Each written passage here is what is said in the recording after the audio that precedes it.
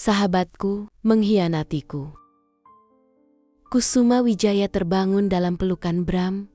Aroma kopi dan roti panggang memenuhi udara. Pagi itu, Bram tampak lebih mesra dari biasanya. Tangannya membelai lembut rambut Kusuma. Bisikan-bisikan manis mengisi telinganya. "Kamu tahu sayang, aku bersyukur punya istri sesempurna kamu," ujarnya, menatap dalam mata Kusuma. Kusuma tersipu, membalas pelukan suaminya erat. Tak ada sedikit pun keraguan di benaknya. Ia benar-benar merasa dicintai. Pada suatu hari, saat Kusuma sibuk dengan proyek desain interior terbarunya, telepon genggam Bram yang tertinggal di meja dapur bergetar. Sebuah pesan masuk dari nomor yang tidak ia kenal. Biasanya Kusuma tak pernah menyentuh ponsel Bram, menghormati privasinya. Namun, pagi itu, entah mengapa, ada dorongan aneh yang tak bisa ia abaikan. Dengan perasaan bersalah, ia meraih ponsel itu. Jantung Kusuma mencelos saat membaca isi pesan. "Sayang, kemeja yang kamu pakai semalam terlalu seksi. Aku sampai tidak bisa tidur memikirkannya. Sampai bertemu makan siang nanti, ya." Pengirimnya, sebuah nama panggilan mesra. "Indahku." Kusuma merasa mual. "Indahku? Siapa?" Dengan tangan gemetar, ia menelusuri riwayat pesan. Pikiran pertamanya adalah kesalahan kirim, atau mungkin lelucon. Tapi semakin ia membaca, semakin dalam ia terjatuh ke jurang kenyataan pahit. Ada puluhan pesan lain. Tanggalnya mundur hingga hampir 2 tahun yang lalu. Pesan genit, janji-janji bertemu secara sembunyi-sembunyi, bahkan foto-foto.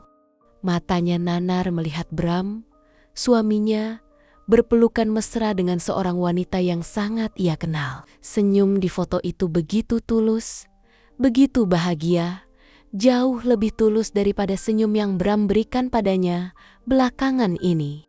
Wanita itu adalah Indira Permata, sahabat karibnya sejak bangku sekolah. Sahabat yang selalu ia percaya, sahabat yang bahkan sering menginap di rumah mereka, berbagi cerita dan tawa.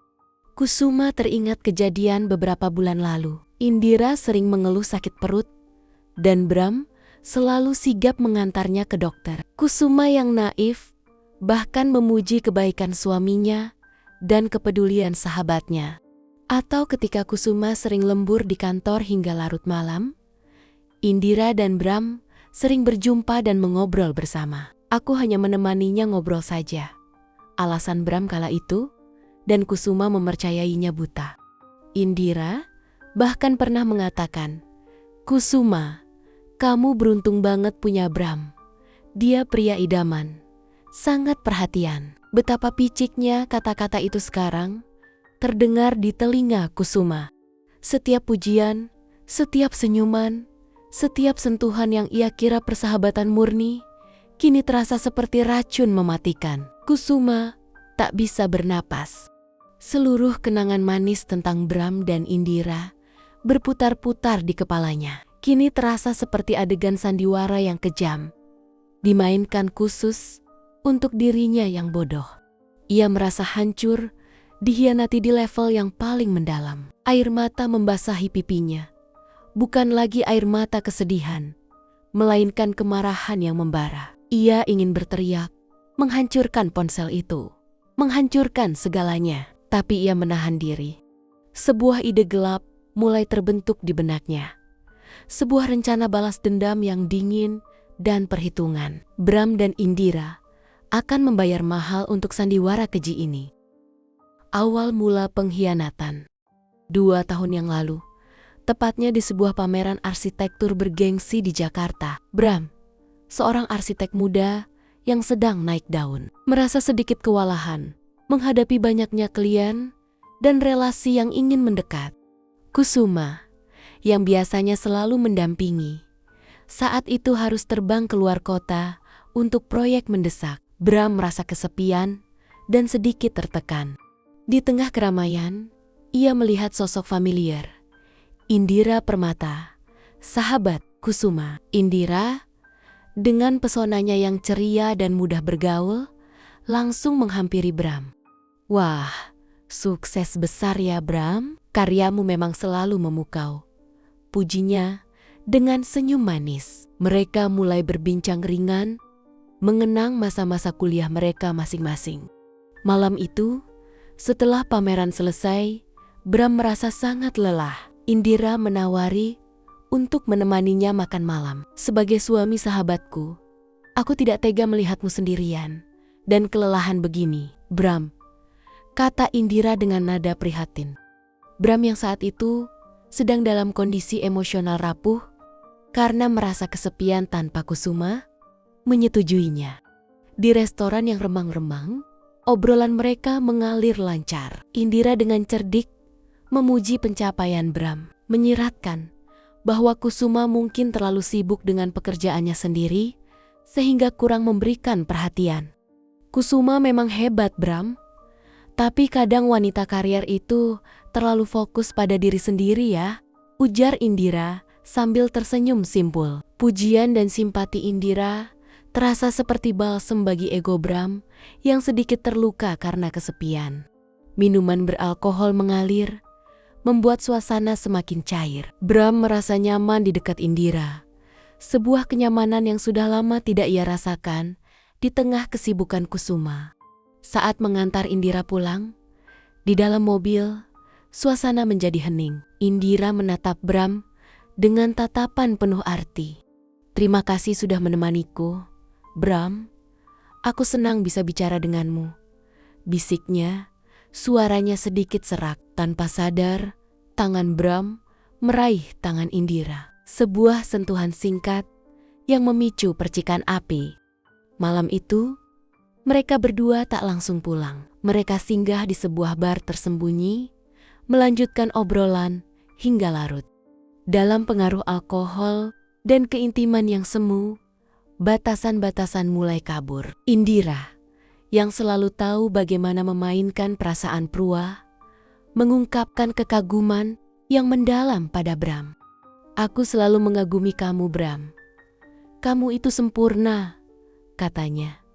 Matanya berkaca-kaca. Bram, yang merasa egonya dipupuk dan kesepiannya terisi, terjerumus dalam godaan itu. Ciuman pertama terjadi di sana.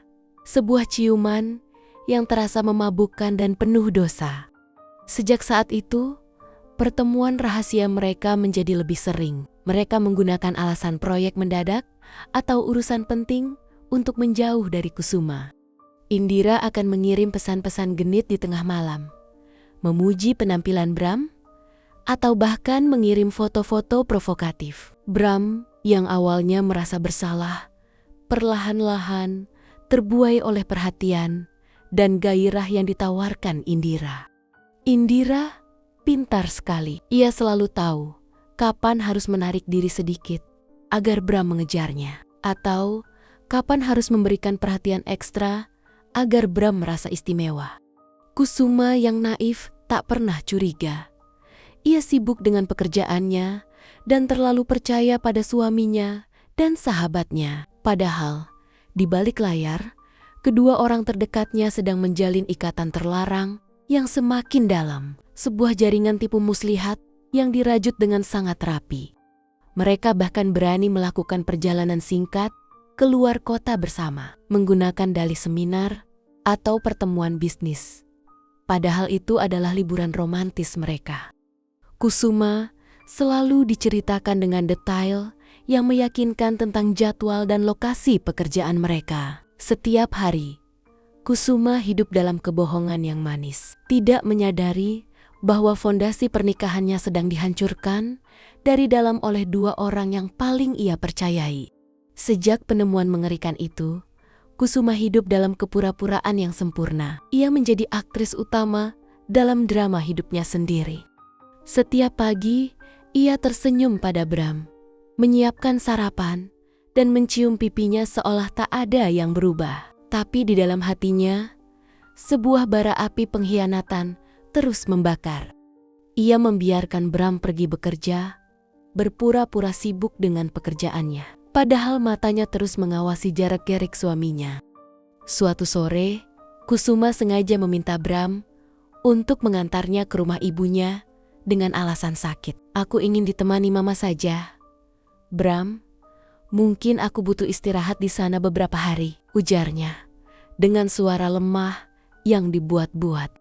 Bram, yang tanpa merasa curiga, dengan cepat menyetujuinya. Ia bahkan tampak lega. "Tentu, sayang, istirahatlah. Aku akan sering menjengukmu," katanya, mencium kening Kusuma. Kusuma memejamkan mata, menahan rasa muak yang luar biasa. Setelah mengantar dan berbicara ringan dengan mertuanya, Bram langsung melesat pergi. Kusuma, yang sebenarnya sudah merencanakan ini, segera menyewa taksi dan meminta sopir untuk mengikuti mobil Bram dari kejauhan. Taksi itu membawa Kusuma kembali ke kompleks perumahannya. Dari kejauhan, Kusuma menyaksikan dengan mata kepala sendiri bagaimana mobil Bram terparkir rapi di halaman rumah mereka. Tak lama kemudian, mobil Indira juga tiba. Kusuma menggigit bibir bawahnya hingga berdarah. Ia melihat Bram dan Indira berjalan masuk ke dalam rumahnya, berpegangan tangan, tertawa lepas. Cahaya dari jendela besar memperlihatkan bayangan mereka yang berpelukan di ruang tamu.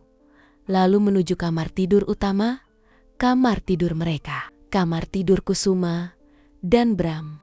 Kusuma merasa dunianya runtuh untuk kedua kalinya. Bukan hanya perselingkuhan, tapi pengkhianatan ini sudah mencapai titik paling intim. Mereka tidak hanya berbagi janji, tetapi juga tempat tidurnya. Kusuma duduk di dalam taksi yang gelap, air mata mengalir deras, namun tanpa suara. Ia membiarkan sakit hati itu menggerogoti setiap sel tubuhnya, membiarkan kemarahan itu membatu dalam jiwanya. Ia merekam semua itu dalam benaknya, setiap detail kecil, untuk menjadi bahan bakar balas dendamnya. Puncaknya datang beberapa minggu kemudian. Kusuma diperlihatkan oleh temannya sebuah undangan pernikahan yang telah lewat hari pelaksanaannya. Harinya bertuliskan nama Indira Permata dan Bram Aditya. Dengan gemetar, ia membuka amplop itu. Sebuah pernikahan rahasia di Bali, hanya dihadiri keluarga terdekat. Kusuma membaca tanggalnya 2 minggu yang lalu, saat ia masih di rumah ibunya.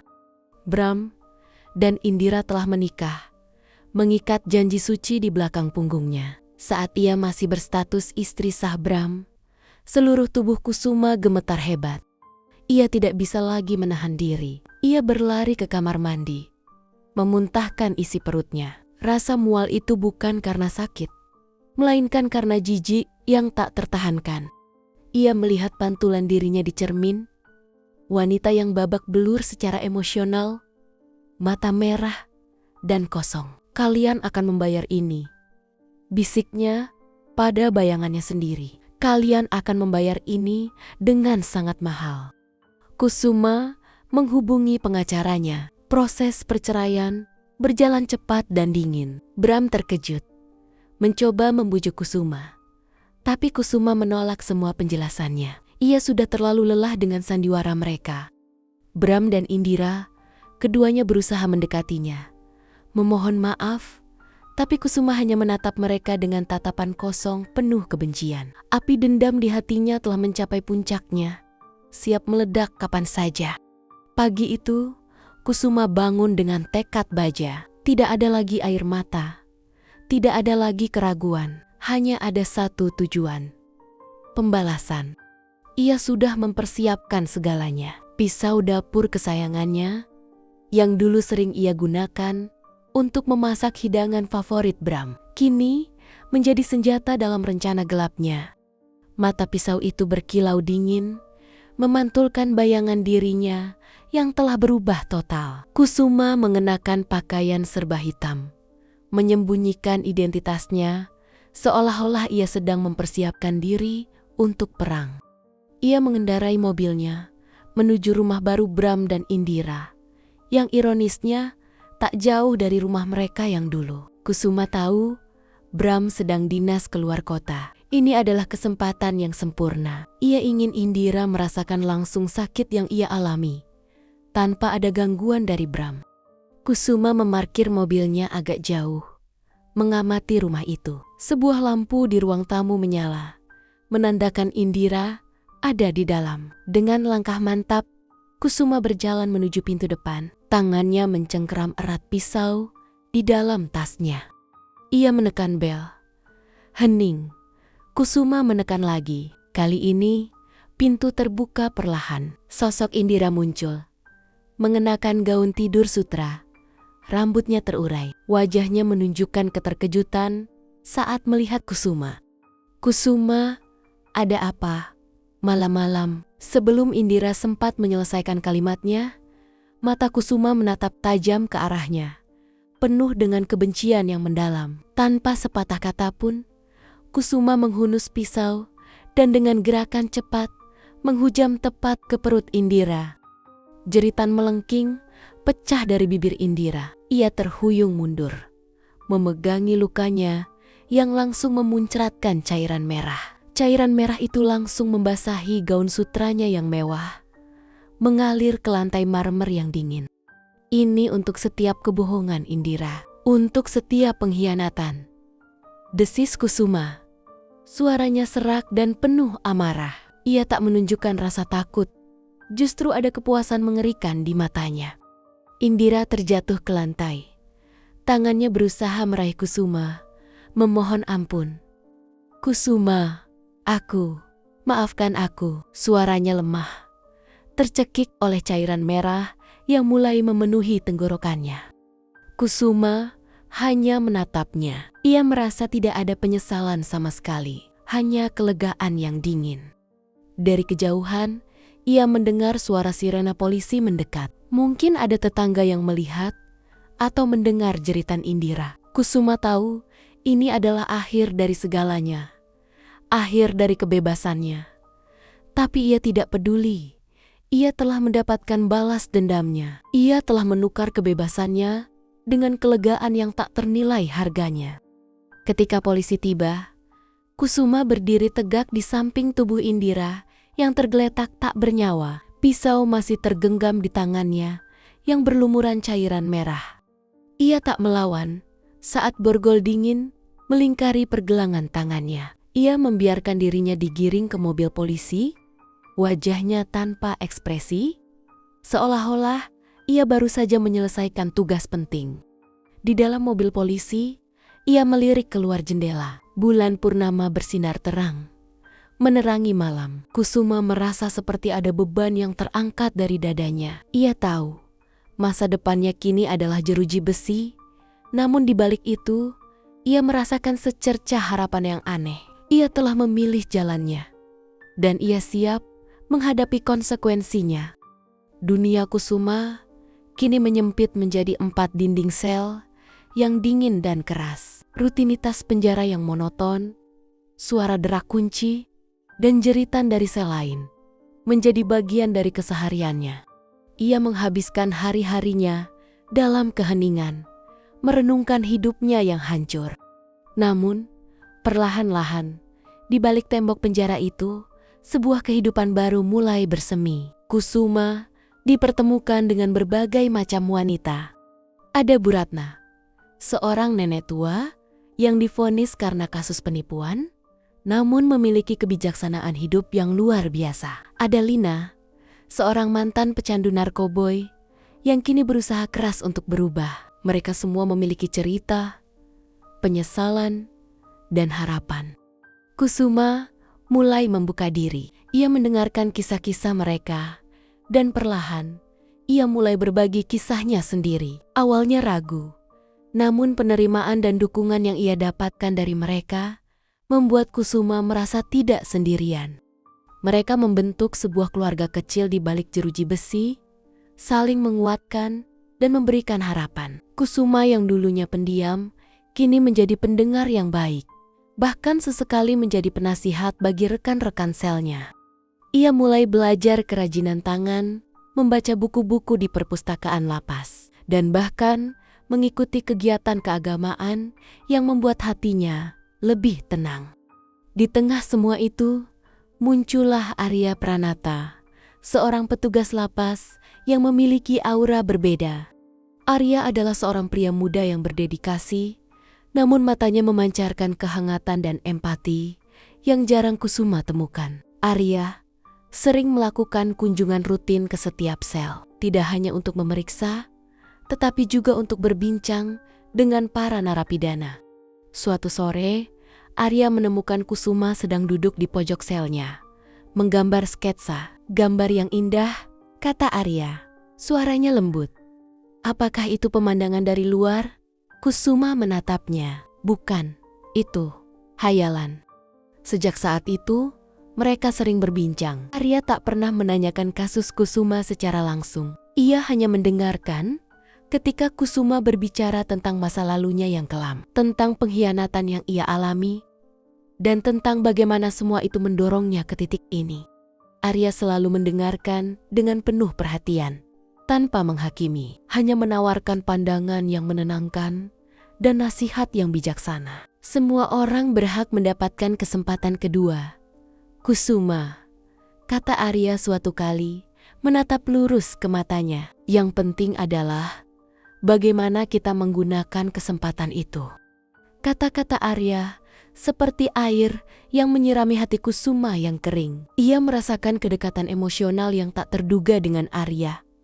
Sebuah perasaan nyaman dan aman yang tak pernah ia rasakan sejak lama. Arya sering membawakan buku-buku baru untuk Kusuma, bahkan memberinya pensil dan kertas untuk menggambar. Ia melihat potensi dalam diri Kusuma, potensi untuk bangkit dan menemukan tujuan hidup kembali. Suatu hari, Arya bercerita tentang mimpinya untuk membangun sebuah pusat rehabilitasi bagi mantan narapidana agar mereka bisa kembali diterima di masyarakat. Kusuma mendengarkan dengan seksama, hatinya tergerak. Ia merasa ada tujuan baru dalam hidupnya. Mungkin setelah bebas nanti, ia bisa membantu Arya mewujudkan mimpinya. Di balik jeruji besi yang membatasi fisiknya, jiwa Kusuma merasa lebih bebas dari sebelumnya. Ia tidak lagi dihantui oleh bayangan masa lalu. Ia telah menemukan penerimaan, persahabatan, dan yang paling mengejutkan, cinta. Cinta yang tulus dan tanpa pamrih dari Arya. Ia seperti terlahir kembali. Bukan hanya menemukan dirinya yang baru, tetapi juga menemukan harapan dan makna hidup yang lebih dalam. Masa depan mungkin masih buram, namun Kusuma tahu ia tidak akan sendirian lagi.